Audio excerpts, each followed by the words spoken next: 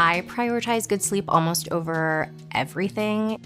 If I am lacking sleep, it's a struggle throughout the day because I feel groggy and just like dragging or heavy. Yeah, coffee works, but it's not the same as getting a full night's sleep to get you through the day.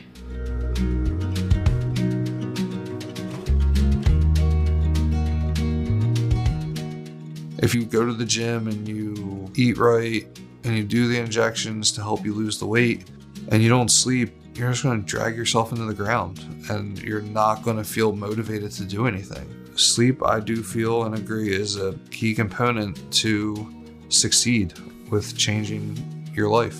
So when I don't get a good night's sleep, it makes it a lot harder for me to stick to my healthy habits just because then my brain just like isn't as sharp. Sometimes I'll accidentally fast, then I'll almost like start to feel a little sick and then remember that I need to eat protein, and then I'm just having an unnatural source of protein like a protein bar or something, and it becomes just about doing what I can to get the kids ready, to get my husband ready to get out the door. Sleep helps me stick to my health goals. I'm a person that likes to work out in the morning, so if I don't get a good night's sleep, then the energy is very low. If I don't get enough sleep, I tend to take the shortcut when it comes to working out, just to check the box and say that I did it, even though I may have not done it to my full capacity.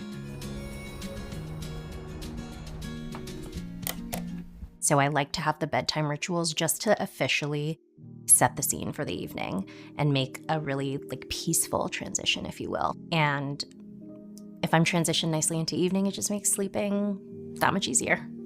I get the kids in the bath, get them ready, read my kids a couple books.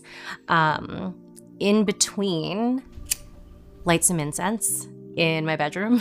I'll go and I'll sit in, my husband and I call it the chair, and I'll journal. Sometimes I'll read if I'm not feeling like journaling. If it's been a longer, grueling day, I like to just reconnect with myself, my thoughts, and like ground myself. Journaling's great because it slows down my thought process. I'll spray a little like lavender spray on my bed and I will get right in bed and go to sleep.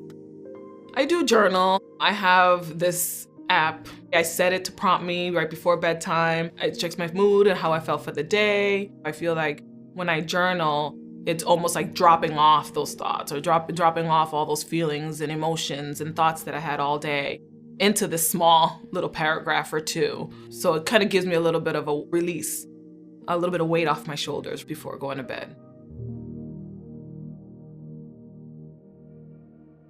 I don't like to eat after 7 just because I personally don't like to go to bed feeling full. No caffeine before bed.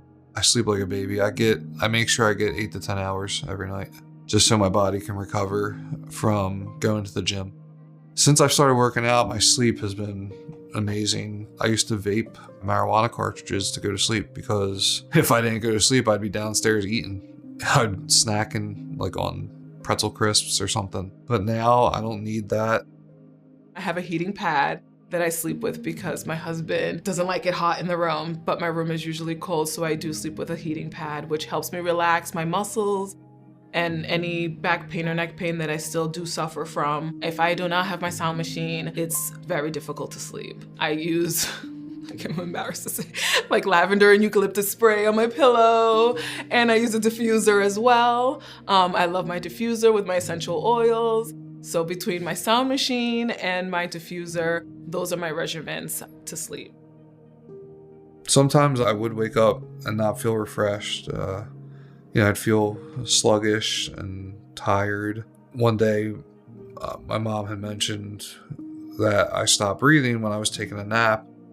I went to a pulmonary doctor and they did a sleep study in the hospital. Come to find out I had sleep apnea. Now I sleep with like a CPAP mask. I love it. I wake up feeling like a new man.